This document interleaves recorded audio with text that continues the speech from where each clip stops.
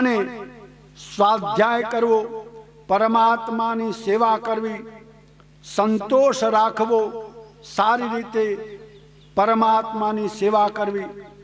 મનુષ્યએ જે વેદનું ન કહેલું હોય એવા કોઈ પણ કર્મ ન કરવા, કારણ કે જગતની અંદર આ પરમાત્મા છે એને માટે જ બધું કરવું. ભગવાનની કથાઓનું શ્રવણ કરવું, ભગવાનના નામનું કીર્તન કરવું અને એ જ પરમાત્માના સ્વરૂપનું સ્મરણ કરવું અને ધ્યાન કરવું. એ જ પરમાત્માની સેવા કરવાની, સંયમ રાખવાનો અને આ મનુષ્યનો પરમ ધર્મ રહેલો છે. આની અંદર 3 લક્ષણ બતાવ્યા છે. સંસ્કાર વડે કરી અને બ્રાહ્મણ એ સંસ્કૃત બને છે.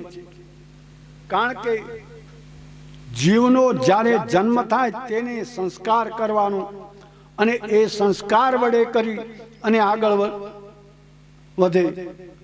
બ્રાહ્મણ છે, બ્રાહ્મણના જ્યારે બ્રાહ્મણનું બાળક જન્મે ત્યારે એના જાત કર્મ નામના સંસ્કાર થાય.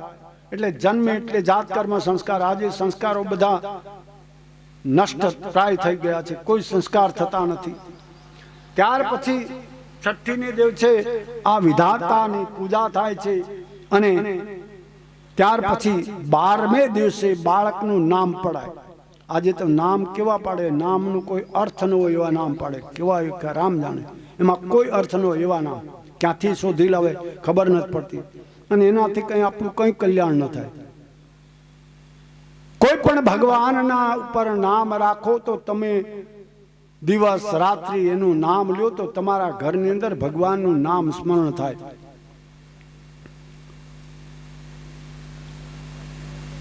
અને પરમાત્માનું એક બાને આપણે નામ સ્મરણ કરીએ. શ્યામ રાખો, માધવ રાખો, રામ રાખો, કૃષ્ણ રાખો, ઋષિકેશ રાખો, આશુતોષ રાખો, પુષ્પક રાખો, પરમેશ્વર રાખો. આવા નામ, આ બધા નામ ખલાસ થઈ ગયા. હવે એવું નામ કોઈ રાખતું જ નથી. એ બધા અંગ્રેજીમાં ઓલ્ડ થઈ ગયા. પણ લોકોને ખબર નથી કે આ નામ વડે કરી આપણું કેવું કલ્યાણ થાય છે. દિવસમાં રામ જેના દીકરાનું નામ હોય ને એ રામ, આ તો કરતો આ રામ. પણ બીજું સાથે એ પણ ભેગું છે કે બાળકનું નામ આપણે જ્યારે આવા ભગવાનના નામ ઉપર રાખ્યું ને ત્યારે આપણી જીવામાં એને જ્યારે અપશબ્દ કહેવામાં આવે ને તે પાપ પણ લાગે. કૃષ્ણ, માધવ, આ તે બધું નામ તો રાખ્યું પણ એ તો સ્વભાવ છે ને, પ્રાકૃતિક સ્વભાવ. ત્યારે ગાલી પ્રદાન કોઈ કરી દે તો એનો દોષ લાગે. કારણ કે તમે દીકરાનું નામ રામ રાખ્યું અને રામ નામ છે, રામ નામ લેવાથી આપણું કલ્યાણ થાય, પણ એ જ બાળકનું નામ રામ છે અને અપશબ્દ બોલાય તો દોષ લાગે. તો કહે છે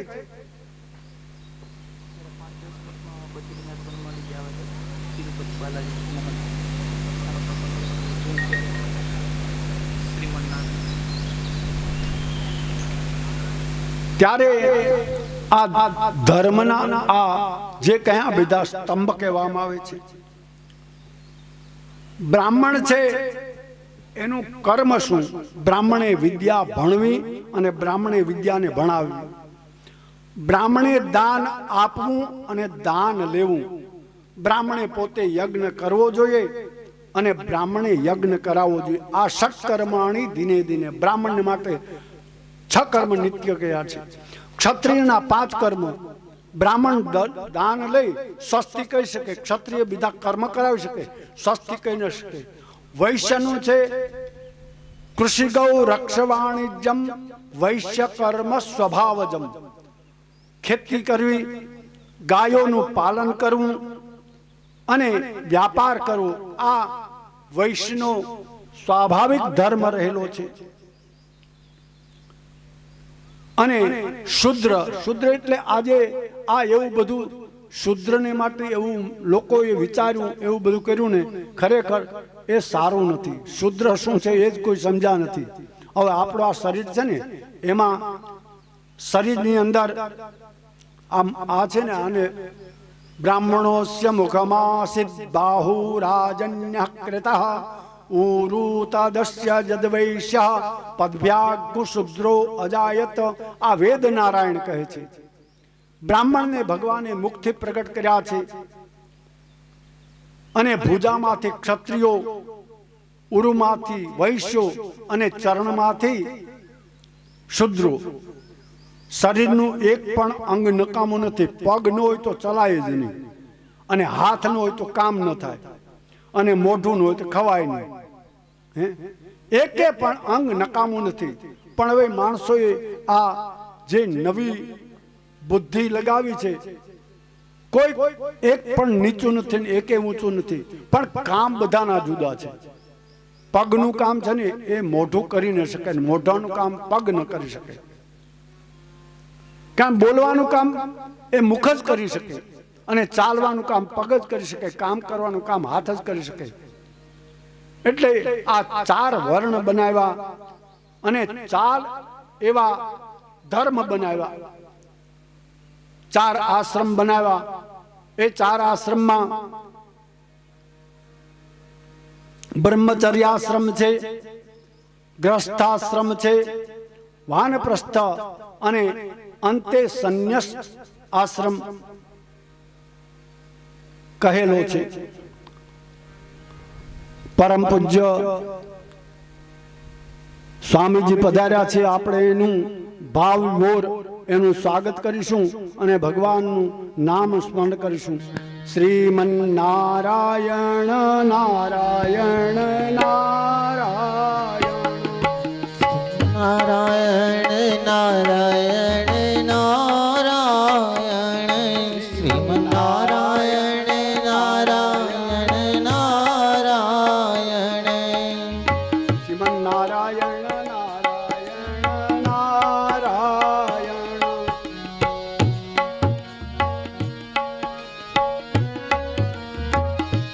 ભજમન નારાયણ નારાયણ નારાયણ ભજમન નારાયણ નારાયણ નારાયણ શ્રીમન નારાયણ નારાયણ નારાયણ શ્રીમન નારાયણ નારાયણ નારાયણ ભજમન નારાયણ નારાયણ નારાયણ.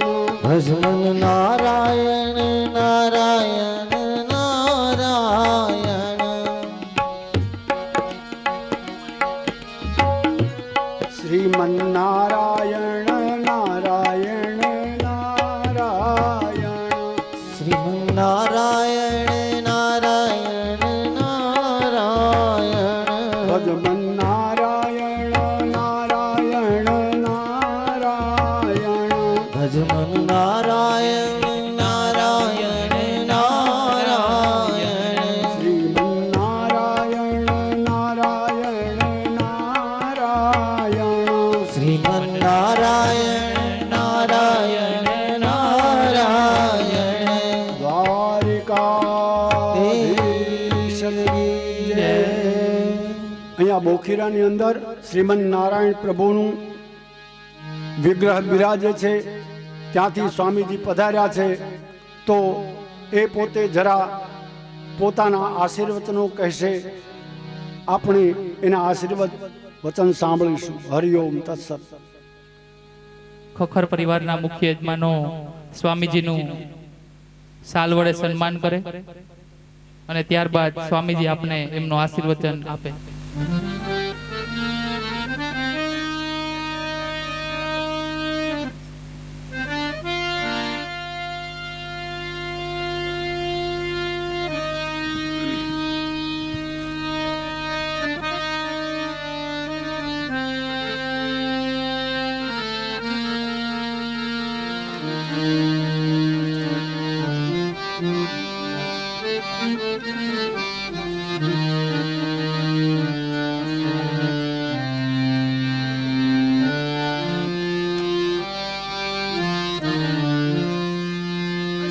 श्री रामानुजाचार्य स्वामी जी महाराज की जय। भागवत ज्ञान यज्ञ महामहोत्सव की जय। यह बहुत ही सौभाग्य की बात है। सौभाग्य इसलिए है कि यह हमारे भाग्य में नहीं है। हमारे भाग्य में हम तब कह सकते हैं जब यह हमारे कर्मों का प्रतिफल हो। ये क्यों छोड़ रहा है महाराज जी? ये तो नारायण। सौभाग्य इसलिए कहना पड़ेगा क्योंकि ये हमारे भाग्य की बात नहीं है। भाग्य की बात तब होती जब ये हमारे कर्मों का प्रतिफल होता। हम कर्म करके पुण्य प्राप्त कर सकते हैं और पुण्य प्राप्त करके परिणाम में सुख भोग सकते हैं। यहां तक कि हम पुण्यों के प्रभाव से स्वर्ग के सुख के भी भोगी हो सकते हैं। ऐसा संभव है। बहुत मात्रा में पुण्य हो गए तो हम स्वर्ग के सुखों को भोगने वाले हो सकते हैं। हिंदी तो सभी समझ जाए ना हो। हाँ। पर ऐसा सौभाग्य नहीं हो सकता है कि हम भगवत कथा रसपान के भागी हो सके या आचार्य दर्शन के भागी हो सके। यह संभव तभी है जब भगवान की अहूत की कृपा हो, भगवान की अकारण करुणा हो। बिना कारण भगवान करुणा कर दें तो ऐसा संभव है कि हम आचार्य वचन को सुन पाएं और संतों का दर्शन कर पाएं। यह हमारे कर्मों का प्रतिफल नहीं हो सकता, क्योंकि जन्म जन्मांतर के पुण्यों का प्रतिफल केवल और केवल सुख हो सकता है। अर्थात पाप करेंगे तो कष्ट हो सकता है, नरक हो सकता है। पुण्यों से स्वर्ग और पाप से नरक की प्राप्ति हो सकती है।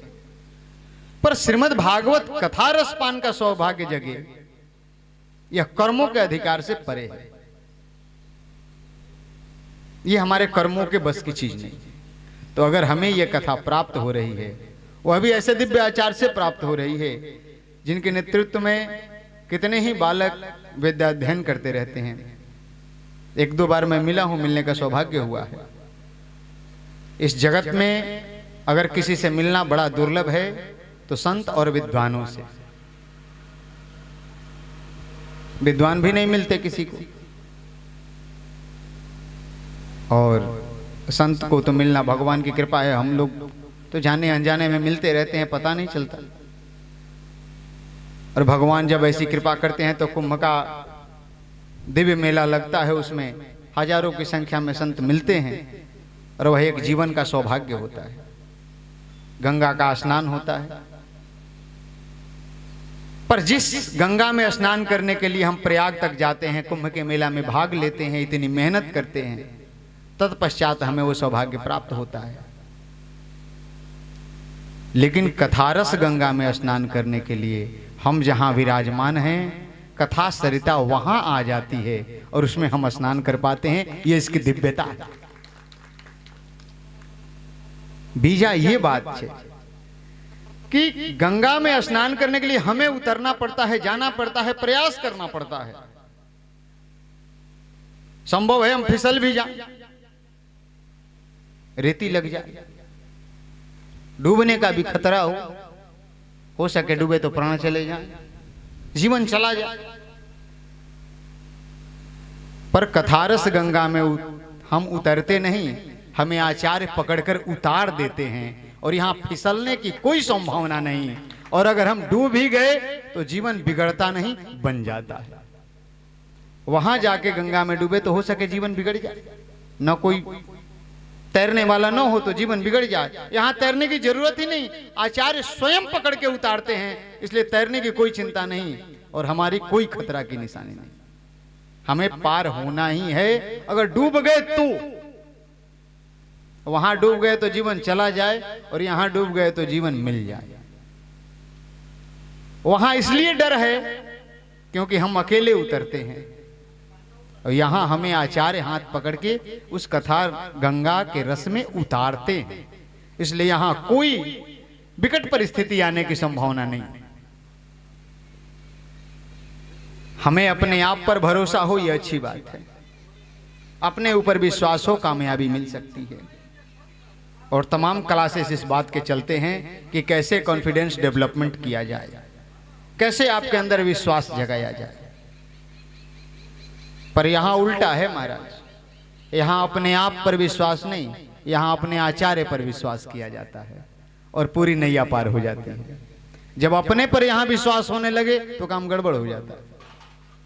यहाँ आचार्य पर विश्वास किया जाता है, यहाँ गुरु पर विश्वास किया जाता है, यहाँ जो सुना रहा है उस पर विश्वास किया जाता है।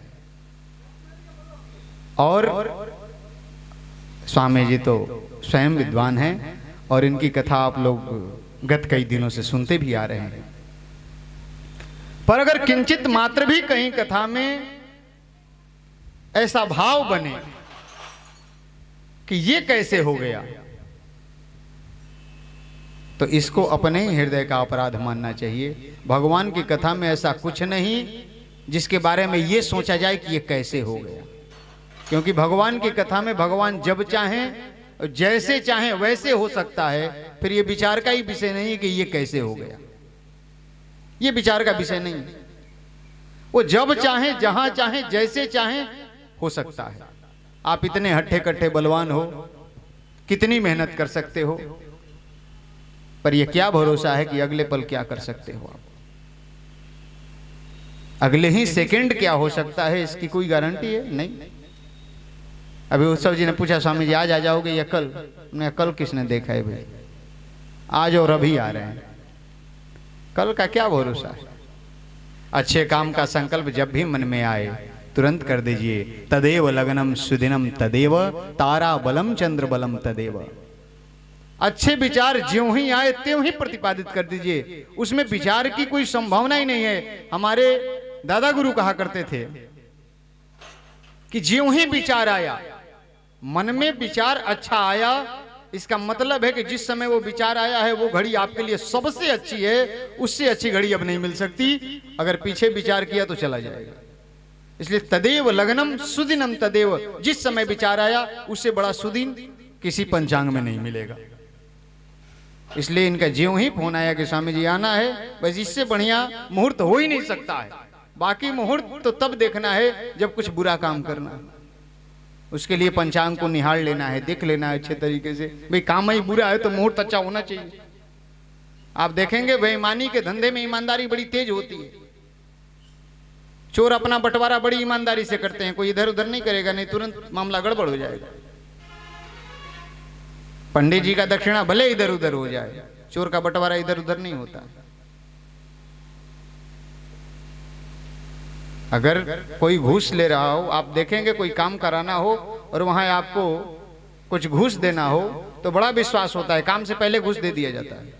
नहीं, पंडित जी को पूजा से पहले दक्षिणा मिलती कहीं?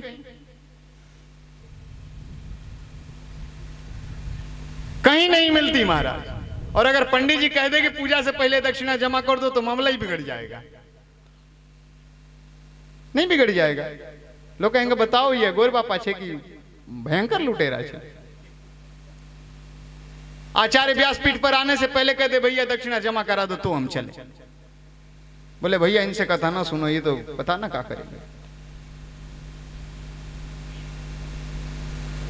लेकिन अगर किसी ऑफिस में काम करना हो या कराना हो तो पहले ही पूछ लिया जाता है कितना जमा करा दो तो काम निकल जाएगा, और पहले जमा करा दिया जाता है। और जो घूस लेते हैं वो बुरा ना माने हो, नहीं, हंसने की बात नहीं है। आज महाराज ये विडंबना है नैतिक पतन का। आज हम सभी भागवत की कथा सुन रहे हैं और सुना रहे हैं। आचार्य जी, मुझे लगता है कि मेरे जीवन काल की अभी तक की 100 से ज्यादा कथाएं करी होगी हमने, उसमें ये पहली कथा है जिसमें सश्लोक और पूरी पारायण की कथा महाराज जी सुना रहे हैं। पहली कथा है। पहला तो आप ढूंढते रह जाइए, सुनाने वाला नहीं मिलने वाला है। दूसरी बात, आज जितने कथावाचक घूम रहे हैं उसमें से पूरी पारायण ही कितनों की नहीं लगी है। सही बता रहा हूं महाराज। आज जितने कथावाचक घूम रहे हैं उसमें कितने की तो अपनी पारायण ही नहीं लगी है। ये मैं उनकी शिकायत नहीं कर रहा हूं, ये मैं इसलिए बता रहा हूं कि योग्यता की पहचान करना आपका धर्म है। कथा सुनना आपके श्रद्धा का विषय है, पर व्यासपीठ पर कौन विराजेगा यह निर्णय आपका है। यह केवल और केवल श्रद्धा का विषय नहीं हो सकता।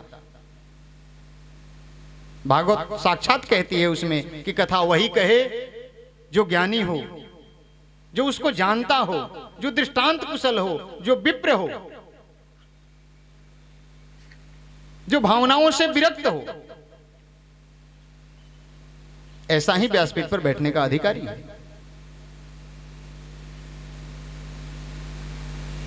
और आज तो पता नहीं कौन कौन बैठते हैं, भगवान ही मालिक है, पर इस बात का हम समर्थन नहीं कर सकते कभी। आज सबसे जरूरी है भागवत की कथा, और ये कथा सुनने के लिए इतने लोग बैठे हैं, तो मुझे ये बात कहनी ही पड़ेगी कि अब लगता है कि कथाओं का कुछ असर हो रहा है। ये कथा सुनने के लिए नहीं बैठते लोग, हो लोग बैठते हैं भजन सुनने के लिए, लोग बैठते हैं चटपटे चुटकुले सुनने के लिए, लोग बैठते हैं तालियां बजाने के लिए। कथा यहां हो रही है, ये कथा है और यही सुनना है। घोष की बात पे लोग हंस रहे थे, मैं इसलिए बताया कि ये नैतिक पतन है। अगर किसी का लड़का आज नौकरी करता है और किसी ऐसे पोस्ट पर होता है जहां उसे घूस लेना चाहिए, और अगर वो नहीं लेता है तो घर के माँ बाप उससे गुस्सा हो जाते हैं कि बताओ ऐसी पोस्ट पे होकर के ये ऊपर की कमाई नहीं कर रहा है, एकदम उसको बेवकूफ की श्रेणी में रखा जाता है। आज सीधा साधा है, इसको कोई दिमाग नहीं है, नहीं अब तक कितना कमा लिया होता। और समाज भी इस बात से खुश है कि वो इस पोस्ट पर रहते हुए इतना कमा लिया, उसकी प्रशंसा होती है। एक क्लर्क होकर के 3-3 बंगले बना लिए, इस बात का दुख होना चाहिए कि एक क्लर्क 3 बंगले कैसे बना सकता है, उसकी कितनी पेमेंट है जो बंगला बना सके। और अगर उसने बंगले बनाकर खड़े किए हैं तो किसी न किसी से तो धोखा किया है उसने, और हम उसकी धोखाधड़ी पर उसकी प्रशंसा करते हैं। यह समाज का नैतिक पतन है। हमें जहां उससे घृणा करनी चाहिए हम उसकी प्रशंसा करते हैं कि एक मामूली सा क्लर्क 3 बंगलों का मालिक है। और अगर नहीं है तो हम दूसरे से तुलना करते हैं कि बताओ ये उसी पोस्ट पर रहकर के कुछ नहीं किया, क्या सरकार से उसने पेमेंट नहीं ली, किसी महीने का पेमेंट छोड़ दिया होगा उसने, नहीं। हम इस बात से उससे घृणा करते हैं कि उसने उस पोस्ट पर रह करके, उस पद पर रह करके गलत नहीं किया। हम सही करने वाले से प्रेम नहीं करते, हम सही करने वाले से आज घृणा कर रहे हैं। जिस दिन ये भावनाएं बदलने लगेगी, शायद मुझे लग रहा है कुछ दिन भागवत की सार्थकता सिद्ध होने लगेगी। इसलिए आज हर घर में भागवत जरूरी है, क्योंकि ये नैतिक उत्थान की कहानी है। ये भगवान श्री कृष्ण का परिचय है, जिन्होंने नैतिकता की ही स्थापना करी। जीवन भर भगवान श्री कृष्ण ने अगर धर्म की स्थापना करी, जहां उन्होंने कहा धर्म संस्थापनार्थाय संभवामि युगे युगे, नैतिकता ही सबसे बड़ा धर्म है, इसके अलावा कोई दूसरा धर्म नहीं है महाराज। जहां नैतिकता नहीं है वहां धर्म का कोई स्थान ही नहीं है। सबसे पहले नैतिकता का ही लोप हुआ। दुर्योधन ने द्रौपदी के साथ नैतिक पतन पर उतर गया, वहां नैतिकता नहीं रही। सभा में बैठे सारे लोगों का यह कर्तव्य था कि कोई गलत कर रहा है तो उसे रोका जाए, पर वो पूरी सभा मुक्त थी, उस सभा का नैतिक पतन हो गया, परिणाम महाभारत हुआ। इसलिए आज अगर सबसे कुछ जरूरी है तो हमें नैतिक उत्थान की तरफ अपने बच्चों को अग्रसर करना चाहिए। आर्थिक उत्थान का कोई मायने नहीं है, और आज कोई ऐसा नहीं है जो आर्थिक विपन्नता में हो। लगभग सबके पास कपड़े, रोटी और मकान तो रहने के लिए है, और इतना ही आर्थिक संपन्नता का संकेत है। बाकी तो इच्छाओं की पूर्ति है। रहने के लिए 1 कमरा और खाने के लिए 4 रोटी और पहनने के लिए 2 कपड़े, इतना ही होना चाहिए। और इससे आगे अगर कुछ होता है तो वो हमारी इच्छाएं हैं, आवश्यकताएं नहीं। तो हम सभी भागवत सुन रहे हैं। वैसे तो भागवत सुनने के लिए कहा ही नहीं गया, कहा गया पिबत भागवतम रसमालयम, भागवत पीने के लिए कहा गया है। तो इसको आप सब पी जाइए। आचार्य जी की वाणी के द्वारा पीने से ये अंतः में जाकर स्थित होगा और सुनने से बुद्धि में स्थित होगा। भागवत बुद्धि का विषय नहीं, अंतस्थ का विषय है, हृदय का विषय है। आइए इसी के साथ भगवान श्री कृष्णचंद्र के चरणों में अपनी वाणी को समर्पित करते हुए आप सभी से शुभ आशीर्वाद की अपेक्षा करते हैं और आप सब इस कथा को सुनकर आत्मसात करें, ऐसी भगवान से प्रार्थना करते हैं। बोलिए श्री श्रीमन नारायण भगवान की जय। भाष्यकार श्री रामानुजाचार्य स्वामी जी महाराज की जय। श्री भागवत महापुराण ज्ञान यज्ञ महामहोत्सव की जय। जय जय श्री राधे श्याम। जनों के संकट, दास जनों के संकट क्षण में दूर कर।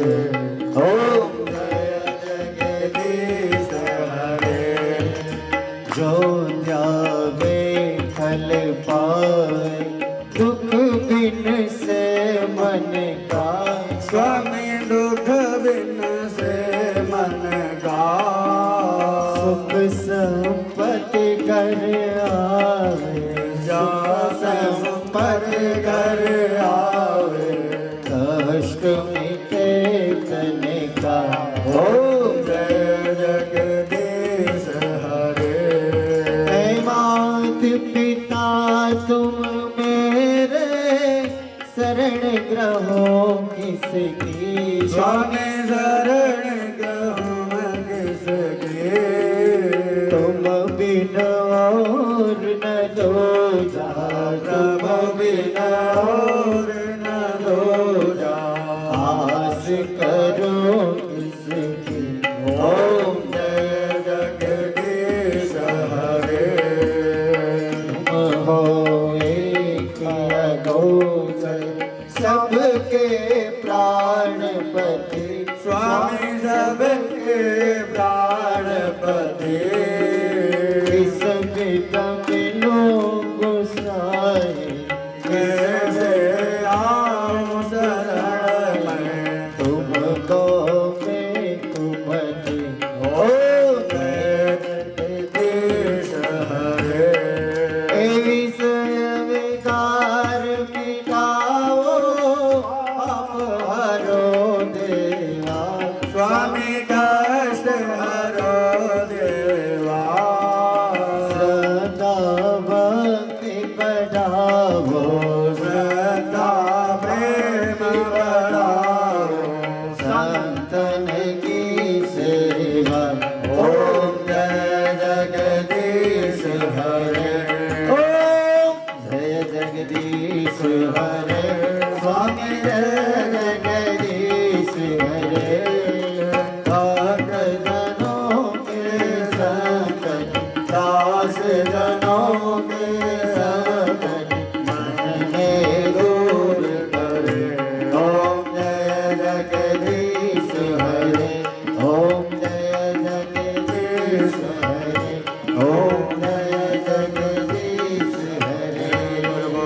गौरम करुणावतारम संसार सारम भुजगेन्द्रहारम सदा वसंतम हृदयारविंदे भवं भवामि शरणं सर्वं मम देव देवा। ओम जलेना शीतलीकरणं पुष्पै देवादिवन्दनं मां देवो शान्तिरन्तरि जय। बोलो सुखदेव भगवान की जय। बोलो भोज व्यास जी महाराज की जय। बोलो वृंदावन बिहारी लाल की जय। बोलो राधा रानी सरकार की जय। बोलो गणेश जी महाराज की जय। बोलो सुखदेव भगवान की जय। बोलो द्वारिकाधीश भगवान की जय। बोलो श्री जी महाराज की जय। बोलो श्रीनाथ भगवान की जय।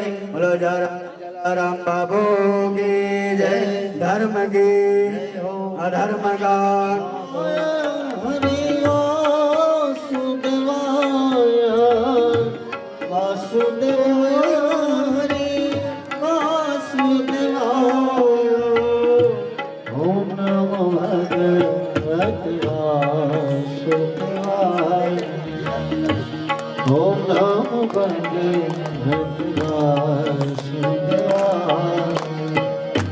वासुदेवाय हरे वासुदेवाय वासुदेवाय हरे वासुदेवाय ओम नमो भगवते वासुदेवाय ओम नमो भगवते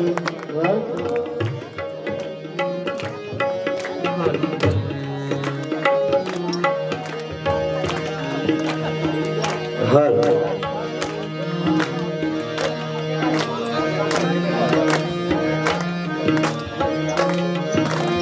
नारायण नारायण जय श्रीमन नारायण भगवान की जय हो। आप सभी से करवर प्रार्थना है और यह आग्रह है कि तिरुपति बालाजी मंदिर जुबिली गोगिरा पानी टंकी के ठीक सामने दर पूनम सत्संग और महाप्रसाद का आयोजन होता है। तो आप सभी सत्संग और महाप्रसाद लेने के लिए सादर आमंत्रित हैं और दर पूनम का आमंत्रण आज ही स्वीकार कर लीजिए। इसलिए पूरे साल आते रहिए और सत्संग और महाप्रसाद भगवान का लेते रहिए। इसका हमें सौभाग्य प्रदान। ओम नमो भगवते वासुदेवाय ओम नमो भगवते वासुदेवाय ओम नमो भगवते वासुदेवाय ओम नमो भगवते वासुदेवाय वासुदेवाय हरि वासुदेवाय वासुदेवाय हरे वासुदेवाय वासुदेवाय हरि वासुदेवाय वासुदेवाय हरे वासुदेवाय ओम नमो भगवते वासुदेवाय ओम नमो भगवते वासुदेवाय ओम नमो भगवते वासुदेवाय ओम नमो भगवते वासुदेवाय वासुदेवाय हरि वासुदेवाय वासुदेवाय हरे वासुदेवाय वासुदेवाय हरे वासुदेवाय वासुदेवाय हरे वासुदेवाय ओम नमो भगवते वासुदेवाय ओम नमो भगवते वासुदेवाय ओम नमो भगवते वासुदेवाय ओम नमो भगवते वासुदेवाय वासुदेवाय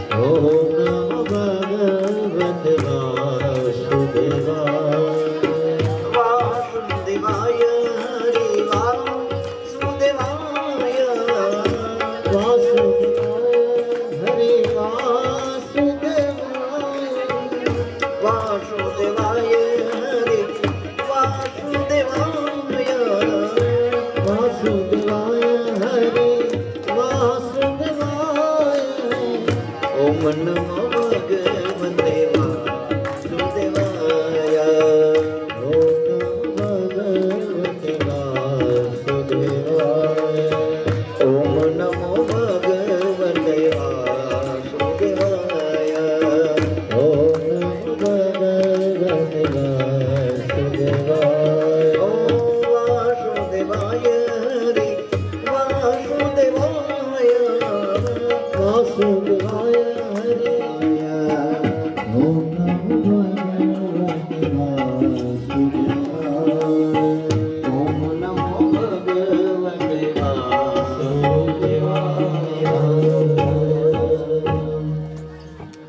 तो આજે સૌને જય શ્રી કૃષ્ણ કાલે વહેલા આવજો અત્રે ત્યાં આપણી સુધી વચ્ચે સૌને જય શ્રી કૃષ્ણ